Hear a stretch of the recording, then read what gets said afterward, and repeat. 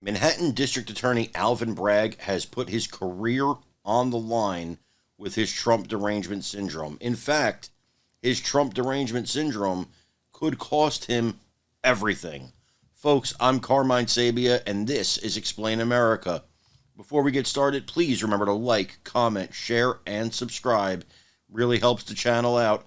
Also, make sure you're following us on Facebook at Explain America, and check out our Facebook group, the Explain America Lounge.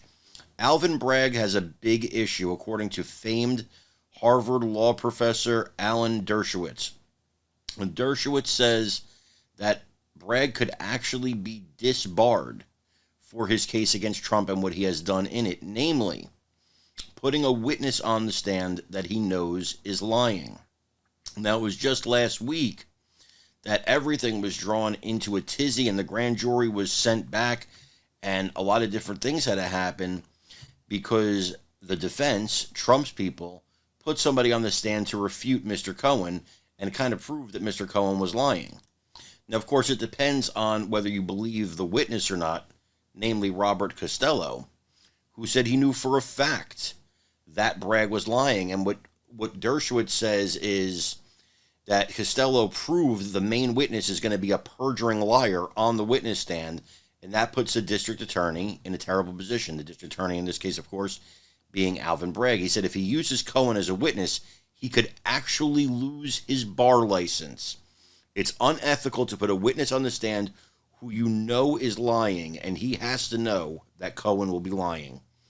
Or he tries the case without Cohen, which would be very difficult, or he does the right thing and drops the case.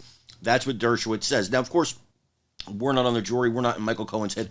We don't know that he's lying, right? We don't know that for a fact. We can't possibly know that for a fact. What we do know for a fact is that Michael Cohen served time in prison for being a perjuring liar. And this is your star witness, a guy who is already being proven to be a perjuring liar.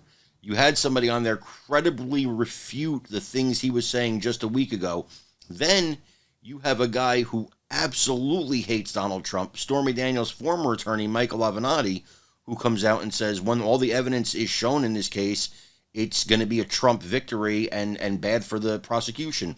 Then you have former New York Governor Andrew Cuomo saying this case shouldn't even be brought. It's not a local case. What's the local crime here in the state of New York? So you got all these things going against Bragg, and yet somehow, some way, for some reason, he wants to keep going. Could it be that he has designs on becoming the governor himself someday? Who knows? But I would say that's a remarkably good guess if one was to guess what the motivation is here for Bragg. So, I mean, you have Democrats, you have Republicans, you have independents coming out and saying this is a ridiculous case, and Bragg seems to be plowing ahead. A lot of people expect an indictment in the next 5 days. I'm one of those people. I think he's not going to quit. I think he's a progressive. I think he's driven by ideology. And I think he doesn't really care. He wants that mugshot, and that's all he wants. Folks, thank you for joining us here tonight at Explain America. Again, I'm Carmine Sabia. Please remember to like, comment, share, and subscribe. We love you guys. God bless you. Take care, everybody.